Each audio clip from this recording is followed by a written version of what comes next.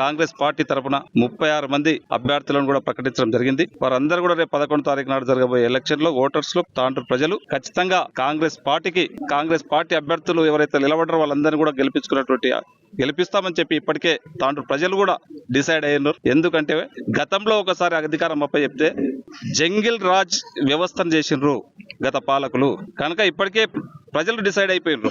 మళ్ళీ ఆ జంగిల్ రాజ్ వ్యవస్థకు అప్పచెప్పొద్దు బీఆర్ఎస్ వాళ్లకు. ఈ గత 2 సంవత్సరాల నుంచి కాంగ్రెస్ అధికారంలోకి వచ్చిన తర్వాతనే మున్సిపాలిటీ ఏదైనా అభివృద్ధి జరిగిందంటే ఈ 2 సంవత్సరాల నుంచి జరిగింది. గతంలో కుర్చీల కొట్లాడారు కానీ ఒక్క రోజు కూడా ప్రజల అభివృద్ధి కోసం పాటుపడాలని చెప్పి ఆ నాయకులు ఎప్పుడు కూడా ఆశించలే. వాళ్ళకు నా ఆధిపత్యం కావాలన్నా ఆధిపత్య పోరు చేసారు కానీ తాండూరు ప్రజల గురించి మాత్రం, ప్రజల ఎజెండా గురించి మాత్రం ఎన్నడూ కూడా చర్చించినటువంటి దాఖలు కూడా లేదు.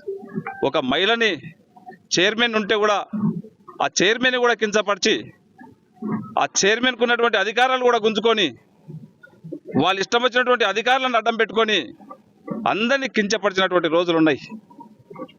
తాండూరులో అభివృద్ధి అంటే ఏదన్నా జరిగిందంటే గతంలో కాంగ్రెస్ గవర్నమెంట్ ఉన్నప్పుడే, కాంగ్రెస్ ప్రభుత్వం ఉన్నప్పుడు, రాజశేఖర రెడ్డి గారు ఉన్నప్పుడే కానీ కాంగ్రెస్ పాలన ఉన్నప్పుడే జరిగింది.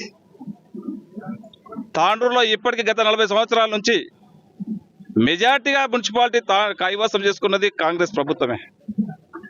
ఎప్పుడు కూడా బీఆర్ఎస్ కానీ ఎప్పుడు కూడా ప్రతిపక్షాలు ఎప్పుడు కూడా చేసుకున్నటువంటి దాఖలాలు లేవు. కనుక ఇప్పుడు ఖచ్చితంగా గౌరవ ముఖ్యమంత్రి గారు తెలంగాణలో కాంగ్రెస్ ప్రభుత్వం ముఖ్యమంత్రి గారు ఉన్నారు. తాండూరులో నేను ఎమ్మెల్యేగా ఉన్నా. ప్రజలు కూడా డిసైడ్ అయ్యారు ఏదైనా అభివృద్ధి కావాలంటే ఖచ్చితంగా కాంగ్రెస్ ప్రభుత్వం నుంచే అభివృద్ధి జరుగుతుందని చెప్పి ఈరోజు తాండూరు నలుమూలలో కూడా ఈరోజు రాజీవ్ కాలనీ కానివ్వండి, ఇందిరమ్మ కాలనీ కానివ్వండి, మాణిక్ నగర్ కాలనీ కానివ్వండి, ఏదైనా జరిగింది డెవలప్మెంట్. ఇల్లు కట్టించినట్టే కాంగ్రెస్ ప్రభుత్వంలో కట్టించడం జరిగింది. ఈరోజు పేదోనికి తెల్ల రేషన్ కార్డు ఇచ్చినామంటే కాంగ్రెస్ ప్రభుత్వంలో ఇవ్వడం జరిగింది. గత 10 సంవత్సరాల నుంచి ఒక్కరోజు ఒక రేషన్ కార్డు ఇచ్చినటువంటి పాపాన వాళ్ళే.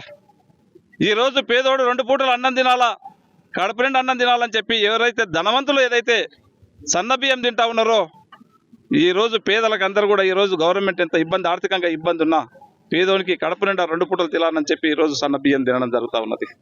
ఇది కాంగ్రెస్ ప్రభుత్వం అంటే.